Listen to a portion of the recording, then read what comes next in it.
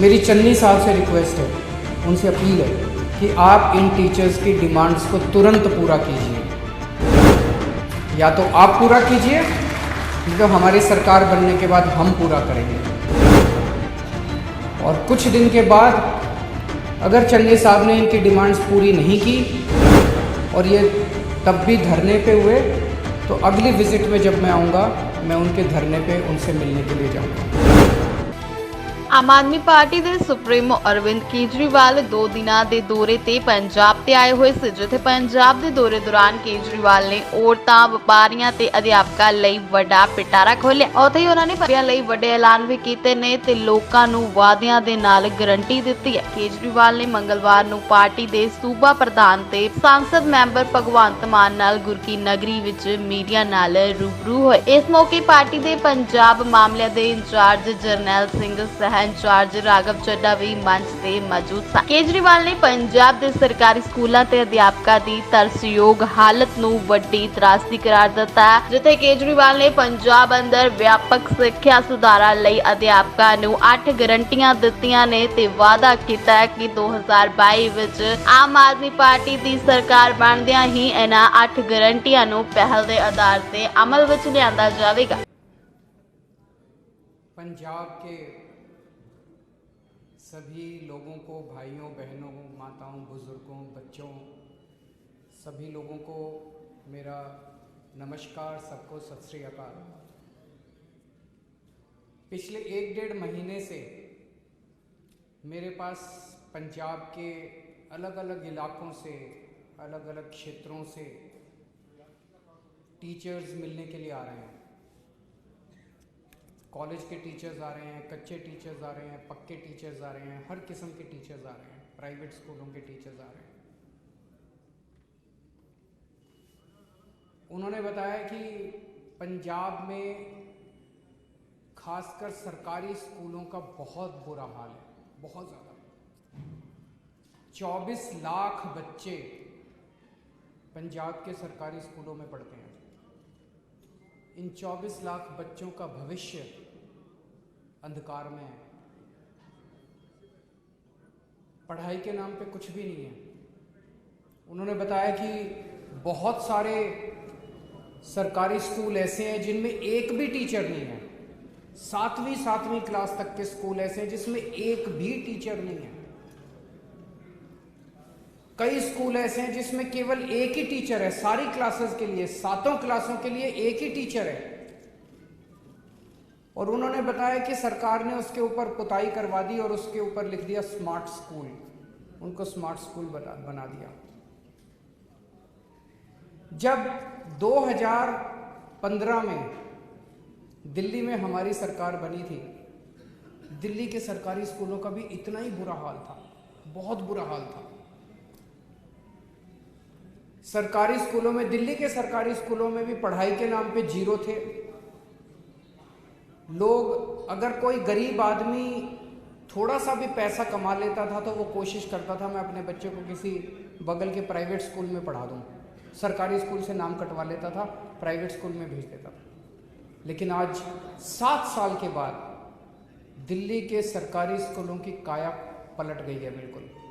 इतना शानदार काम हुआ है दिल्ली के सरकारी स्कूलों में कि उसकी चर्चा देश में नहीं, विदेशों के अंदर चारों तरफ उसकी चर्चा हो रही है।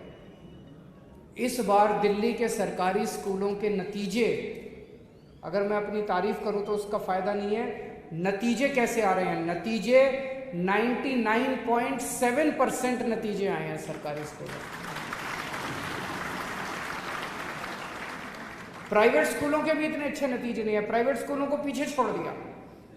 तो जैसे दिल्ली के सरकारी स्कूलों को ठीक किया, ऐसे ही पंजाब के सरकारी स्कूलों को ठीक करेंगे। अब हमें करना आता है और हमें ही करना आता है और किसी पार्टी को करना नहीं आता।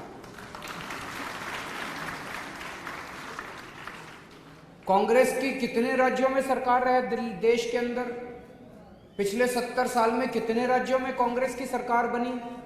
पंजाब में अभी कांग्रेस की सरकार है, उनसे तो नहीं हुए सरकारी स्कूल ठीक, उन्होंने तो और बेड़ा गर्क कर दिया। बीजेपी की कितने राज्यों में सरकार है, उनसे तो ठीक नहीं हुए। अभी इस सरकार के पहले अकाली दल की 10 साल तक सरकार थी पंजाब के अंदर, उनसे तो ठीक नहीं हुए। आम आदमी पार्टी ने एक ही बार में एक मौका दिया था, दिल्ली की जनता ने एक ही बार में 5 साल के अंदर दिल्ली के सरकारी स्कूलों का कायाकल्प कर दिया। पंजाब के सरकारी स्कूलों को भी ठीक करेंगे। लेकिन आज मैं पंजाब के सारे टीचर्स को,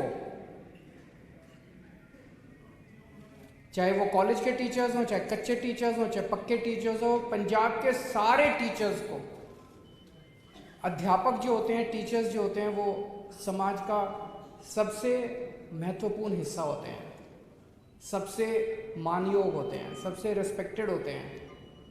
मैं उन सबको आज आमंत्रित करता हूं, उनका आह्वान करता हूं कि जो हम पंजाब का पुनर्निर्माण करने जा रहे हैं, ये जो हमने बीड़ा उठाया है कि पंजाब को ठीक करना है, बिना शिक्षा को ठीक किए हम पंजाब को ठीक नहीं कर सकते। हमें अपने बच्चों का अगर भविष्य, जब तक हम बच्चों का भविष्य ठीक नहीं करेंगे तब तक पंजाब ठीक नहीं हो सकता। इसलिए उन सभी टीचर्स को मैं आज आमंत्रित करता हूं, आइए इस मुहिम में आप लोग शामिल होइए। आज मैं 8 टीचर्स को 8 गारंटी दे रहा हूं। आज केवल टीचर्स के लिए आया हूं। टीचर्स के कुछ ऐसे मसले हैं जिनको इमरजेंसी बेसिस के ऊपर उनका समाधान करना जरूरी है। इन 8 मुद्दों के ऊपर 8 गारंटी मैं टीचर्स को दे रहा हूं। पहली, आपके साथ मिलके दिल्ली के अंदर जो सुधार हुए, वो सुधार केजरीवाल ने नहीं किए, वो सुधार मनीष सिसोदिया ने नहीं किए। दिल्ली के अंदर शिक्षा के क्षेत्र में जितने सुधार हुए वो दिल्ली के टीचर्स ने किए। हमने तो केवल अच्छा माहौल दिया था उनको, हमने अच्छा माहौल दिया और दिल्ली के टीचर्स ने कमाल करके दिखा दिया, जादू करके दिखा दिया। पहली गारंटी ये है कि पंजाब के अंदर भी माहौल बदलेंगे, टीचर्स को अच्छा माहौल देंगे और टीचर्स के साथ मिलके पंजाब के शिक्षा के क्षेत्र में क्रांति लेके आएंगे, जैसे दिल्ली के अंदर लेके आए थे। ये हमारी सभी टीचर्स को और पेरेंट्स को गारंटी है। इसका मैं पूरा मसौदा तैयार कर रहा हूँ मनीष सिसोदिया जी के साथ। कुछ दिन के बाद मैं दोबारा आऊँगा आपके बीच में, उस दिन शिक्षा पे बात करेंगे। आज केवल टीचर्स की बात कर रहे हैं। दूसरा, मेरे पास कुछ टीचर्स मिलने के लिए आए, बोले जी 18 साल हो गए हमको काम करते, अभी तक कच्चे हैं। मैंने उनसे पूछा कितनी तनख्वाह मिलती है। भगवंत मान जी भी मेरे साथ बैठे थे कल। मैंने पूछा कितनी तनख्वाह मिलती है। आपको जान के ताज्जुब होगा, 18 साल काम करने के बाद एक टीचर को 10,000 रुपए महीना तनख्वाह मिलती है। इतनी दुर्गति टीचर्स की, इतना अपमान टीचर्स का। दिल्ली के अंदर न्यूनतम मिनिमम वेज, अनस्किल्ड लेबर, अगर कोई अनस्किल्ड लेबर 1 महीना काम करता है तो उसको मिनिमम वेज 15,000 रुपए मिलते हैं दिल्ली के अंदर। टीचर्स को यहां पे मिनिमम वेज भी नहीं मिलता, मिनिमम वेज के बराबर भी नहीं मिलता उनको केवल 10,000 रुपए महीना टीचर्स को मिलता है। और वो बोले जी 10,000 तो मैक्सिमम है। कई टीचर्स ऐसे हैं जो 3,000 पे काम कर रहे हैं, कई टीचर्स ऐसे हैं जो 5,000 पे काम कर रहे हैं। 18 साल काम करने के बाद भी कोई आउटसोर्सिंग पे है, कोई कॉन्ट्रैक्ट पे है। तो सबसे पहली चीज, सरकार बनने के तुरंत बाद जितने टीचर्स आउटसोर्सिंग पे काम कर रहे हैं और जितने टीचर्स ठेके पे काम कर रहे हैं, उन सब लोगों को पक्का किया जाएगा।